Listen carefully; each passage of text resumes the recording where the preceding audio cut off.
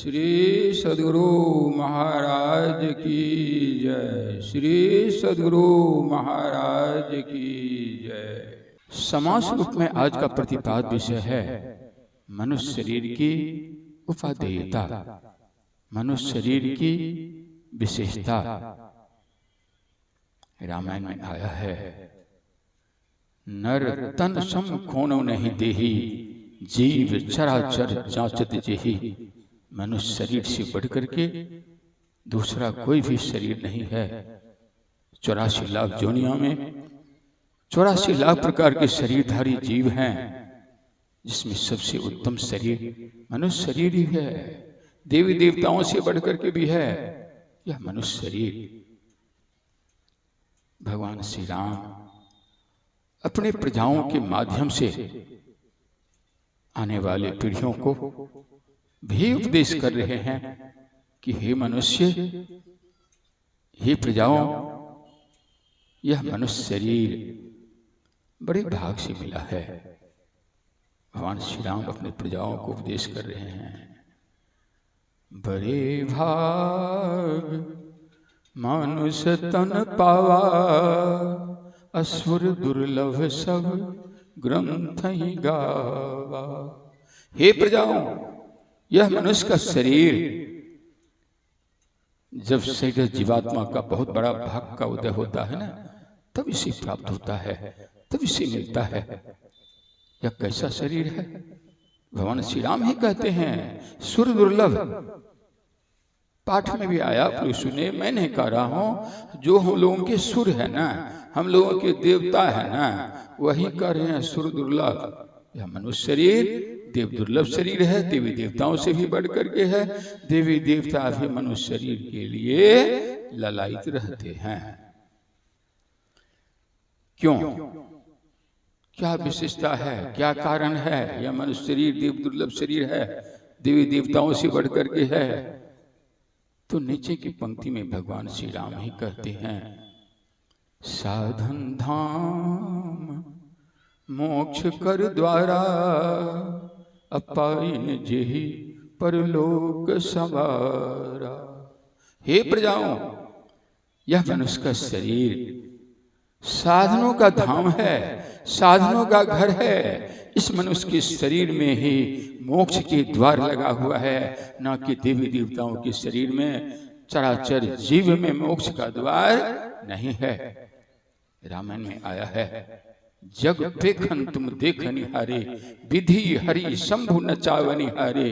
तेव न जाने मरम तुम्हारा, और कोई है जान निहारा। सोई जाने जेहि देहु जनाई, अजानत तुम्हें तुम्हें हो जाई। किनको जना देते हैं? देवी देवता को नहीं, मनुष्य शरीरधारी जीव को।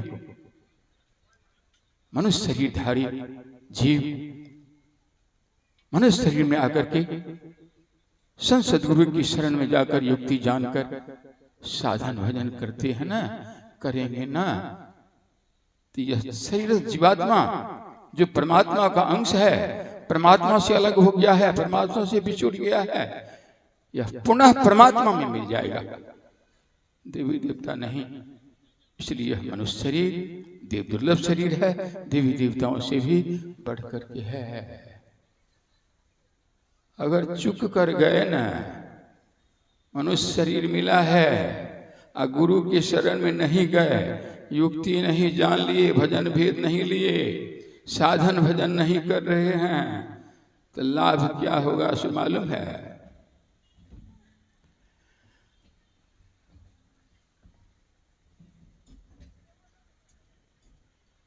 यह शरीर छूट जाएगा, रहेगा नहीं।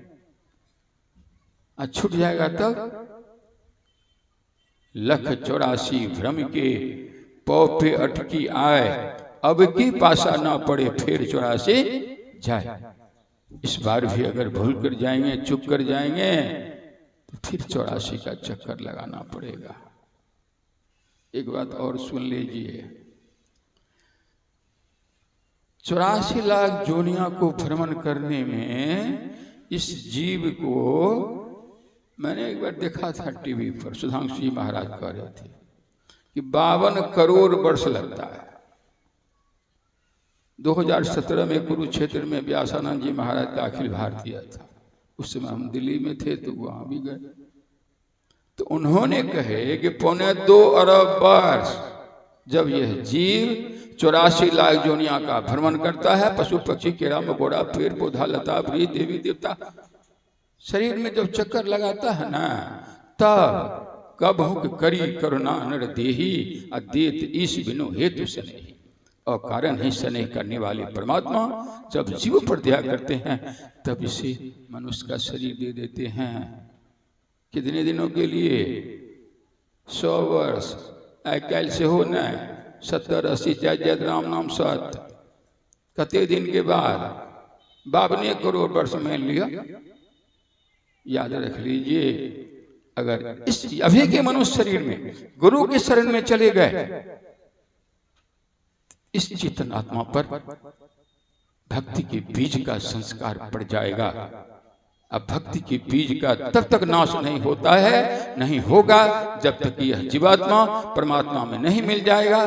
बार बार आपको मनुष्य शरीर मिलते रहेगा, गुरु भी मिल जाएंगे, फिर आपका भक्ति आगे बढ़ते रहेगा। एक न एक दिन, एक न एक जन्म में जाकर के यह जीव प्रेम में मिल जाएगा, मुक्ति मिल जाएगी, मोक्ष मिल जाएगा। ये मनुष्य शरीर की विशेषता है, मनुष्य शरीर की उपेक्षा है। इतना ही नहीं, ज्ञान संकलित तंत्र में आया है, देहस्था सर्व विद्याश्च देहस्था सर्व देवता देहस्था सर्व तीर्थानि।